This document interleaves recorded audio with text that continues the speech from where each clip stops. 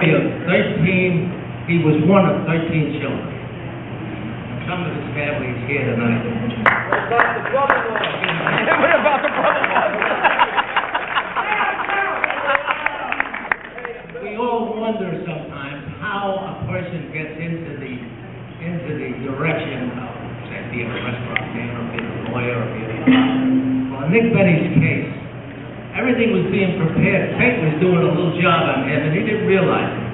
So, his father, at age, I would say 5 years old, used to pick him up, put him on the table and say, "Hey, Nicky, sing a song."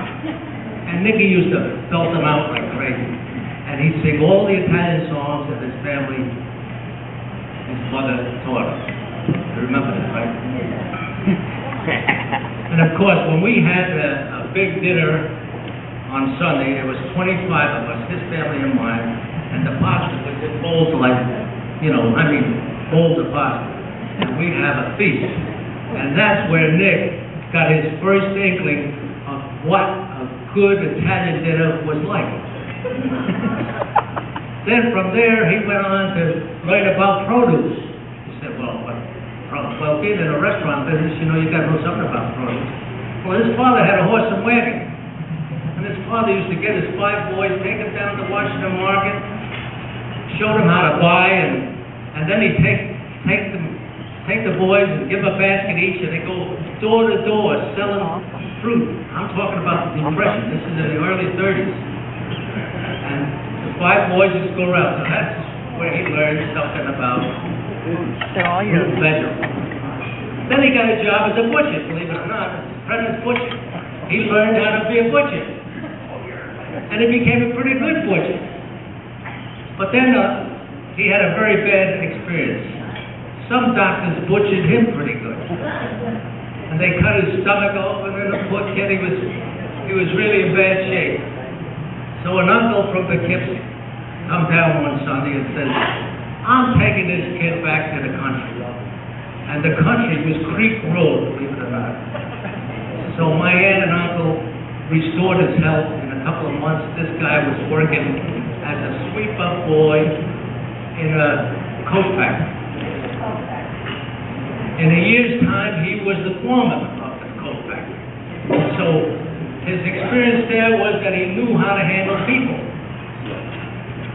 Now the next thing that happened, he started to learn how to play guitar. He became a singing job. He sang with the LaFalce Brothers Orchestra. He became a singing waiter. He learned about how to serve food and all this type of stuff. And all this experience is headed towards one direction. And that's what he is today, a fine restaurateur. So then along the way, he met Rita Barone. And they married. And I was the best man, and Fran Flynn is sitting out there. Someone raise your hand, Fran. Right here. Fran, she was the maid of honor. In those days, we were both young and pretty, right, Fran? I almost was going to take her out, but she had some Margot before me, so I didn't have a chance. I got snuffed out, Francis, but I got a very nice wife now.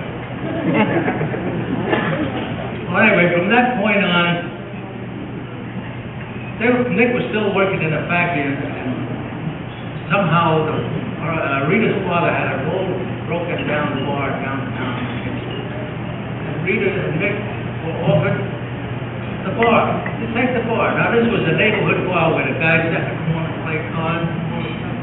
Well, these two kids took this bar, threw everybody out, and turned it into one of the hottest Italian restaurants in Dutchess County. Nick was the chef, and Rita was the pizza girl. And I have movies of this to prove it. You saw it. Come on, Rosie. And believe me, they worked their tail off, and they made money. And the war came. I went away. What about me? But they kept on. What about me? And they built and built and built. After World War II was over, Nick decided, well, I need to do something a little better. Moore's Hotel in Arlington was an old broken-down hotel. They worked out some kind of a deal, went up there. Before you know it, anchor in. Of course, all of you have had occasion.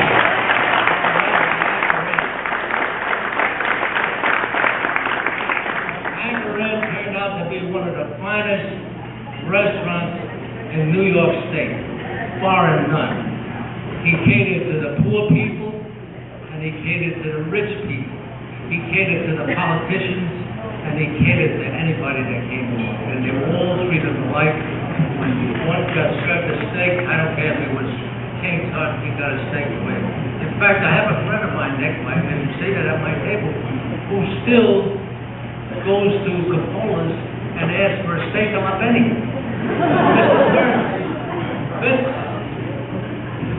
So this was the story of Nick. Now, after the Anchor Inn, it became a great success.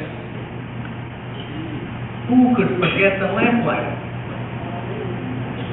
How many of you went to the lamplighter Inn? How about the little room downstairs where we all had floor? We go down there and the girls and have jiggles and all that stuff. We had a hell of a time there. And how about old Beni place in Fishkill? Remember that? Old Beni She sold Lincoln, her place, we converted it into a beautiful restaurant. Then came the disaster. Disaster hit Nick. He had a couple fires and everything fell apart, unfortunately, and it affected him psychologically as well as physical. He was out of action for some time. And then, after he started to recoup, he had an offer to go to Interlake and Inn, and all of